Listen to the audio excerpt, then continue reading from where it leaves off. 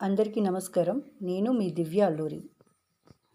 ఈరోజు నేను ఒక టాపిక్ గురించి చెప్పాలనుకున్నాను. అదేంటంటే గురు చరిత్ర గానీ, మనం సాయిబాబా చరిత్ర గానీ మనం పారాయణ చేస్తాము. అంటే మనం ఏదో మొక్కుకుంటాము మనసులో.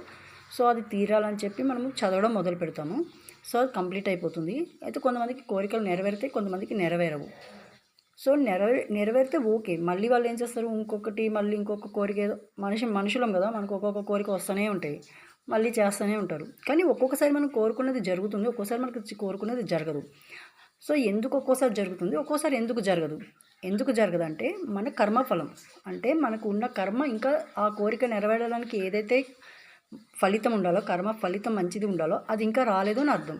అది మొత్తం కర్మఫలం అనేది పోవాలి. పూర్వకర్మలో మనం చేసుకున్న పాపాలు అవన్నీ పోతే మనకు దాని ఫలితం వస్తుంది. అది రావడానికి మనం ఏం చేయాలంటే ఒకసారి